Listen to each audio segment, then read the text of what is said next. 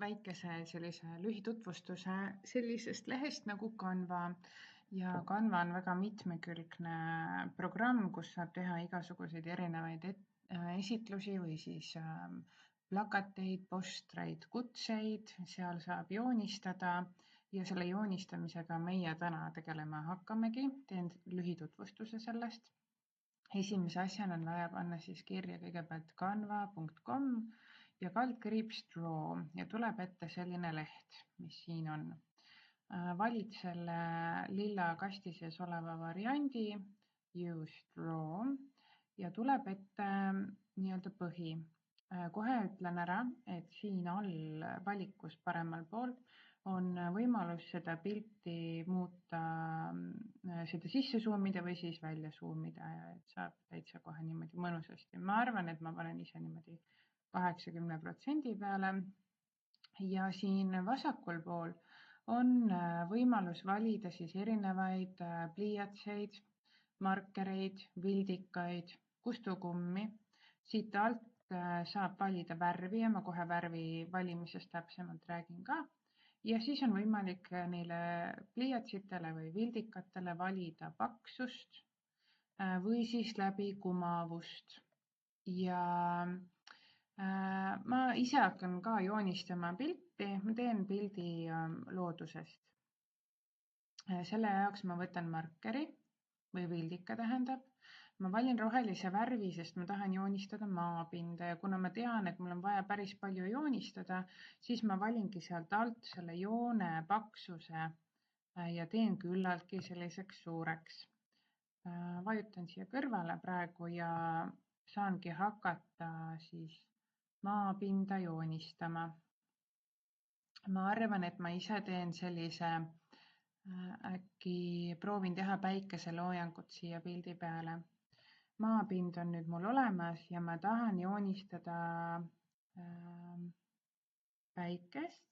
Võtan siit jälle valiku variandiks hoopiski mingisuguse muu värvi, mida mul siin algses menüüs ei ole. Võtan näiteks kollase. Ja kollase jaoks valin siit selle pluss add a new color ja siin on selline värviriba. Lähen värviribaga kollase juurde.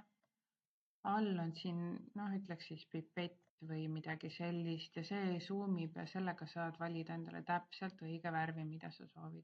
Mina ilmselt soovin sellist kollast, vajutan peale ja tegelikult mul see kollane on ka olemas. Nii, ja teen siis siia loojuva päikese. Nüüd ta jäi natukene sellest taustast või maapinna peale, aga sellest pole lugu.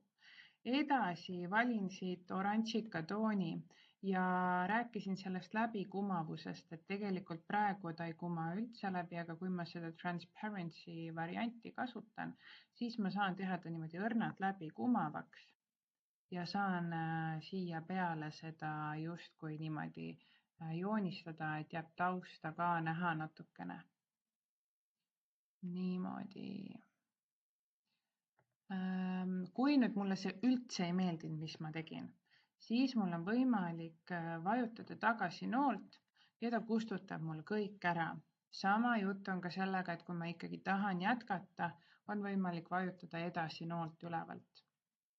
Edasi ma arvan, et ma ise valin punase näiteks. Teen seda transparency't võib-olla siiski natukene tugevamaks ja jätkan selle joonistamisega.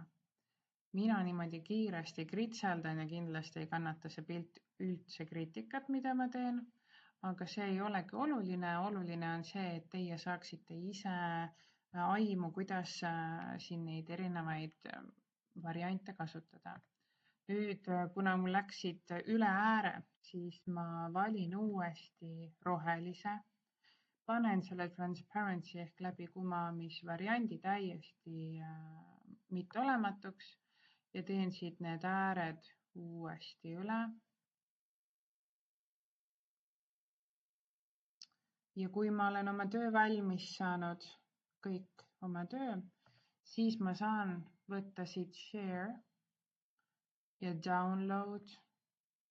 Ja tuleb kohe selline sobiv variant, vajutad veel kord download ja edasi juba järgi selle minu juhiste järgi.